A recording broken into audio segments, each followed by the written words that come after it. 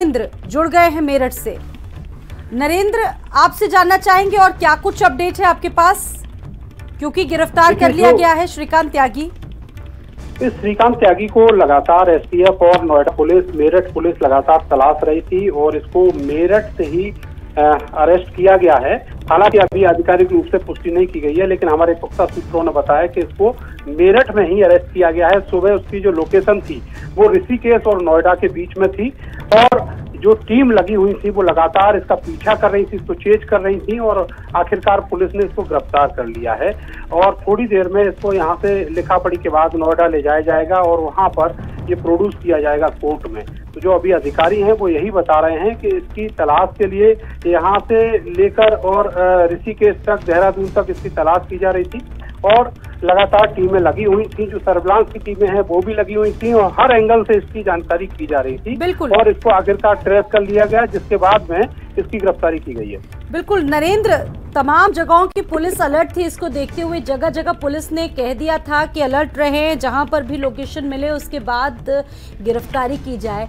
तो ये कंफर्म हो चुका है क्या लखनऊ से हुई इसकी गिरफ्तारी, या फिर जैसा कि आप बता रहे हैं मेरठ से हुई है? नरेंद्र देखिए, इसकी जो गिरफ्तारी है वो मेरठ और नोएडा के बीच में हुई है और एक संयुक्त टीम लगातार जो इसके पीछे काम कर रही थी, उसमें एसटीएफ भी शामिल है, उसमें नोएडा पुलिस भी शामिल है, मेरठ की पुलिस भी शामिल है, जो एसओजी के लोग हैं वो भी शामिल है।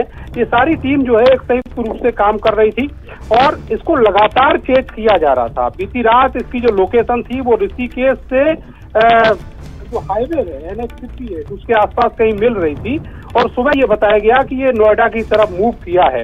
इसको लगातार चेक किया जा रहा था और आखिरकार इसको गिरफ्तार कर लिया गया है। मेरठ के पास ही से गिरफ्तार किया गया है। थोड़ी देर में इसकी जो विस्तृत जानकारी है वो देंगे और बाकायदा पीसी की जाएगी, ऐसा बताया गया अधिकारियों की तरफ से। और तब ये कंफर्मेशन होगा कि किस तरीके से इसको गिरफ्तारी की गई और ये इस दौरान कहाँ कहाँ रहा, कहाँ कहाँ इसने शरण ली और वो कौन लोग हैं जिनके संरक्षण में ये पिछले 5 दिनों से भाग रहा था और लगातार पुलिस इसको पकड़ नहीं पा रही थी। लेकिन ये बड़ी अचीवमेंट है उत्तर प्रदेश पुलिस के लिए, एसटीएफ के लिए, कि इसकी गिरफ्तारी की गई है। जी बिल्कुल नरेंद्र, और भी तमाम बातें निकल कर सामने आ पाएंगी, स्पष्ट हो पाएंगी, तब अभी और ज्यादा जानकारी भी निकलनी है। नरेंद्र, ये भी कुछ पता चल पाया है कि कितने लोग इनके साथ थे, कौन मदद कर रहा था, क्योंकि लगातार अलग अलग जिलों में वो पहुंच रहा था। जाहिर सी बात है बिना किसी शहर के पहुंच पाना नामुमकिन सी बात है।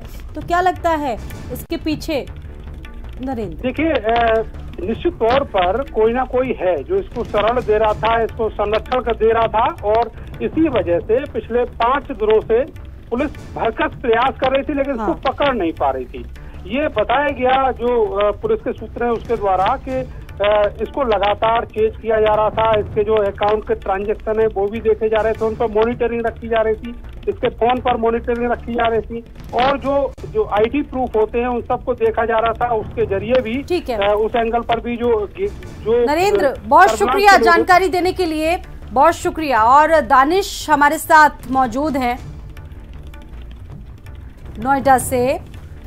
दानिश, और क्या जानकारी है आपके पास में? लंगड़ा त्यागी को गिरफ्तार कर लिया गया, श्रीकांत त्यागी को गिरफ्तार कर लिया, और क्या कुछ जानकारी सामने आ रही है दानिश इस बीच? बिल्कुल, देखिए ये तो तय हो चुका है कि त्यागी को गिरफ्तार कर लिया गया है। बस अब एक ऑफिशियल बयान आना बाकी है। जो पुलिस ऑफिशियल है उनका बयान आना बाकी है। ये कंफ्यूजन जरूर हो सकता है लखनऊ और मेरठ का, लेकिन ये इसमें कोई कंफ्यूजन नहीं है कि हाँ त्यागी को गिरफ्तार कर लिया गया है। और जो भारत समाचार लगातार इस बात को आज सुबह से उठा रहा है कि कुछ पावरफुल लोग, कुछ ऐसे लोग जो पावरफुल लोग हैं वो इसको लगातार शरण दे रहे थे, इसको संरक्षण दे रहे थे, इसको जो ये फरारी काट रहा था उसमें इसकी मदद कर रहे थे। तो लिहाजा अब पुलिस का जो अगला टारगेट रहेगा वो यही रहेगा जब इसकी गिरफ्तारी के बाद जब इंट्रोगेशन शुरू होगी, क्योंकि जाहिर सी बात है कि हाँ इसका मामला इतना तूल ले चुका है। तो कह सकते हैं कि अब जब इंट्रोगेशन शुरू होगी तो उसमें कई बड़े नाम सामने आ सकते हैं जिन नामों ने इसकी मदद करी, चाहे वो पैसे से करी हो, चाहे वो गाड़ी से करी हो, चाहे फिर शहर से बाहर भगाने में करी हो या फिर उसको शरण देने में करी हो। लिहाजा ये बहुत ज्यादा जो है जरूरी हो जाता है उन लोगों को चिन्हित करना जिन लोगों ने इस तरीके से इसको जब ये फरार हुआ तो इसको जो है शरण दी। तो अब जो नोएडा ऑफिशियल है, पुलिस ऑफिशियल है, थोड़ी ही देर का बयान आ है जी, ये सारी चीजें क्लियर हो जाएंगी कि आखिर कहाँ से इसकी गिरफ्तारी हुई है और कौन सी टीम ने गिरफ्तार किया है, क्योंकि इसमें बहुत सी बिल्कुल। और दानिश, जैसा कि कल पूरे दिन ये चर्चा होती रही कि इसका लास्ट लोकेशन जो है वो सहारनपुर के आसपास बताया जा रहा है, पश्चिमी एरिया का लोकेशन बताया जा रहा है, और आज जिस तरीके से तमाम बातें सामने आ रही है, अभी हमारे सहयोगी नरेंद्र भी जुड़े थे, उनका कहना है कि मेरठ से इसे गिरफ्तार कर लिया गया है, तो इधर से उधर ये भागता रहा। दानिश, बिल्कुल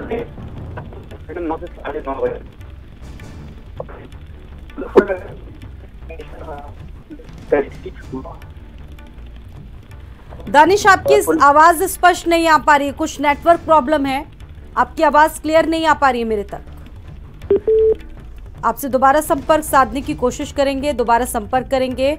आपको बता दें कि 4 दिनों से फरार लंगड़ा त्यागी आज पुलिस के हत्थे आखिरकार चढ़ गया। श्रीकांत त्यागी से जुड़ी बड़ी खबर, 25,000 का इनामी लंगड़ा त्यागी श्रीकांत त्यागी को पुलिस ने गिरफ्तार कर लिया। आखिरकार 4 दिनों की जद्दोजहद के बाद उसके 3 और साथी अरेस्ट कर लिए गए। और नरेंद्र हमारे साथ जुड़ गए हैं और ज्यादा जानकारी उनसे लेंगे। नरेंद्र, और क्या जानकारी है, जिस तरीके से 4 दिनों से पुलिस को लगातार तलाश थी और काफी जद्दोजहद के बाद पुलिस ने ढूंढ निकाला इसे? देखिए, जो जानकारी इसके बारे में है वो ये है कि जब ये मामला तूल पकड़ा उसके बाद इसने उत्तराखंड की ओर रुख किया और इस दौरान मेरठ जो है वो एक बड़ा आश्रय स्थल इसका रहा है और वहाँ पर इसने कई लोगों से संपर्क किया, जिसके बाद ये मूवमेंट किया उत्तराखंड की ओर। और इसकी जो लास्ट लोकेशन है वो उत्तराखंड के ऋषिकेश में आई थी और वहीं पर 3 से 4 बार जो फ़ोन है इसका वो ऑन ऑफ हुआ और उसकी जब लोकेशन आई तो पुलिस ने ये मान लिया, एसटीएफ ने ये मान लिया कि इसका जो डेरा है वो अभी उत्तराखंड में ही जमा हुआ है और उसी को टारगेट करते हुए पुलिस लगातार इसके ऊपर नज़र बनाए हुए थी। केवल सर्विलांस पर इसका फ़ोन ही नहीं लिया गया, इसके जितने आईडी हैं, चाहे वो इसका डेबिट कार्ड हो, क्रेडिट कार्ड हो, वो सारे के सारे आईडी इसके सर्विलांस पे पुलिस और जो साइबर क्राइम है उन्होंने ले रखे थे विशेषज्ञों ने। और उसकी वजह से वो लगातार ये चेज कर रहे थे, कहीं ऐसा तो नहीं है कहीं से पैसा निकालता है या कहीं पैसा इसका ट्रांसफर होकर इसके पास आता है और वो इस तक पहुंचता है। उन सब चीज़ों पर लगातार नज़र रखी जा रही थी। फ़ोन जरूर ऑफ था लेकिन इसको लगातार मॉनिटर किया जा रहा था। बीती रात इसका मूवमेंट ऋषिकेश से नोएडा की तरफ हुआ, NH-58 की तरफ इसका मूवमेंट हुआ और उसके बाद में ये पुलिस ने तय कर लिया कि इसको छोड़ना नहीं, इसके पीछे ही इसको चारों तरफ से घेर कर इसको पकड़ना है। लगातार जो एसटीएफ की टीम थी, नोएडा पुलिस की टीम थी, मेरठ की टीम थी, वो लगातार इसको चेज कर रही थी और इसका जब फोन है उसकी लोकेशन के जरिए ही पुलिस ने इसको अब जाकर पकड़ने में कामयाबी पाई है। इसका जो सुबह का मूवमेंट था वो नोएडा की ओर था और लगातार पुलिस की टीमें इसको देख रही थी। और ये भी है कि जो इससे जुड़े हुए लोग हैं उनके ऊपर भी पुलिस नज़र रखे हुए थी, ये कहाँ किस तरह से किससे संपर्क करता है, इसके चाहे वो पार्टी से जुड़े हुए लोग हों, चाहे इसके कार्यकर्ता हों, चाहे इसके ऑफिस के लोग हों, चाहे इसके घर रिश्तेदार हों, चाहे इसके दोस्त हों, जितने भी लोग थे सब लोगों के ऊपर पुलिस ने अपनी निगरानी बनाए रखी थी। जी बिल्कुल। और असिस्टेंट, जैसा कि जानकारी निकलकर सामने आ रही है कि इसके कुछ और सहयोगियों को भी गिरफ्तार किया गया है इसके साथ ही। नरेंद्र, बिल्कुल, ये जानकारी लगी है कि कुछ और सहयोगी हैं। जहाँ जहाँ ये मूवमेंट किया है, जहाँ जहाँ इसने स्टॉप किया है अपना आश्रय इसको जहाँ जहाँ मिला है वहाँ वहाँ पुलिस ने उन लोगों को हिरासत में ज़रूर लिया है, उनसे पूछताछ की जा रही है। लेकिन अभी तक ये पुलिस ने कंफर्म नहीं किया कि उनको गिरफ्तार किया गया है या फिर उनको इस केस में आरोपी बनाया जाएगा। ये सब चीज़ें इन्वेस्टिगेशन की हैं। ये सारी चीज़ें जब इन्वेस्टिगेट हो जाएंगी उसके बाद पुलिस और एसटीएफ ये तस्दीक करेगी कि हाँ ये लोग इसमें शामिल थे या नहीं थे। उन सब लोगों से फौरी तौर पर पूछताछ की जा रही है हिरासत में लेके। और ये बिल्कुल तय जानिए कि इसका जो प्लान था वो किसी तरीके से उत्तराखंड और यूपी से निकलकर कहीं और जाने का था। ये नेपाल जाने का रास्ता ढूंढ रहा था। लेकिन नरेंद्र, यही सवाल है, एक राज्य की सीमा को अगर वो क्रॉस कर लेता है, दूसरी सीमा पर अगर पहुंच जाता है, जाहिर सी बात है बहुत सारी चौकसी होती है, तमाम सुरक्षा कर्मी होते हैं, पुलिस वाले होते हैं, उसके बाद भी अगर एक राज्य से दूसरे राज्य की सीमा तक पहुंचता है तो ये भी बड़ा सवाल है। कोई ना कोई इसको बड़ी मदद पहुंचा जरूर रहा होगा।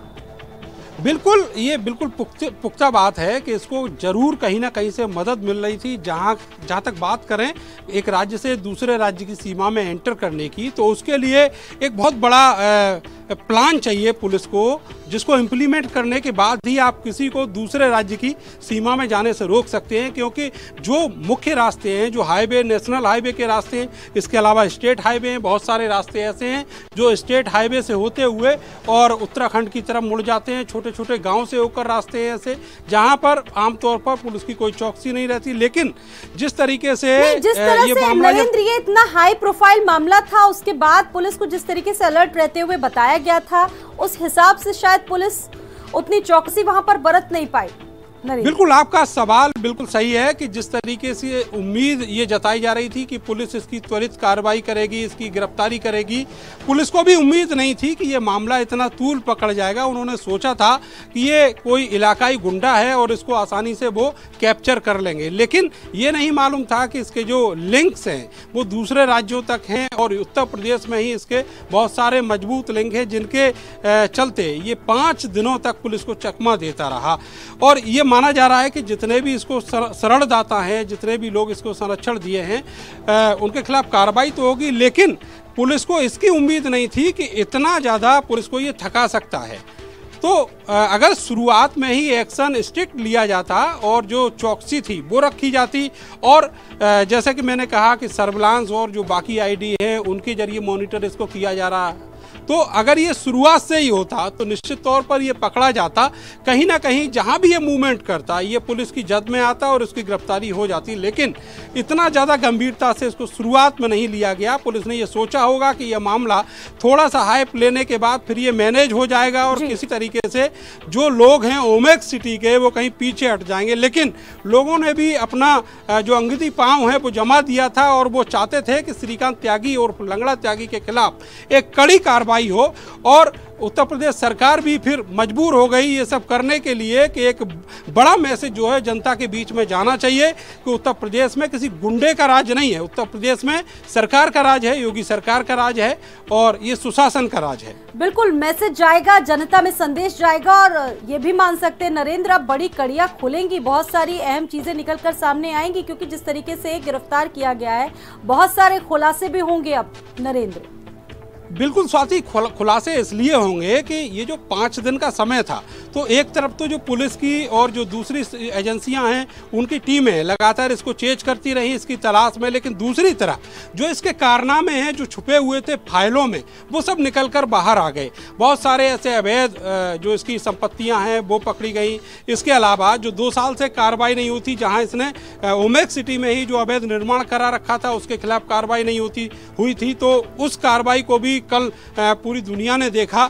इसके अलावा और बहुत सारे जो इसकी कारगुजारियां हैं वो सब इन्वेस्टिगेट हुई हैं इन 5 दिनों के अंदर, और ये भी कहा गया है नोएडा पुलिस की तरफ से कि इसके खिलाफ गैंगस्टर के तहत कार्रवाई की जाएगी। जो इसके पुराने केस हैं उनकी भी फाइलें खंगाली गई हैं। तो ऐसे में ये तय जानिए कि ये जितना देरी हुई उधर इसकी गिरफ्तारी में, उतना ही जो इसके काले कारनामों का पुलिंदा है, इसकी जो कारगुजारियां हैं वो सामने आई हैं। तो ऐसे में पुलिस एक मजबूत केस इसके खिलाफ बनाएगी और इसको लंबे समय तक जेल की सलाखों के पीछे रहना पड़ सकता है। बिल्कुल, और बहुत सारी चीजें महत्वपूर्ण जिनका जिक्र आप नरेंद्र कर रहे हैं। यहाँ देखने वाली बात है कि 4 दिनों से पुलिस इसे ढूंढती रही, लेकिन पुलिस सुराग हासिल नहीं कर पाई और आखिरकार लंबी जद्दोजहद के बाद आज से मेरठ से गिरफ्तार कर लिया गया।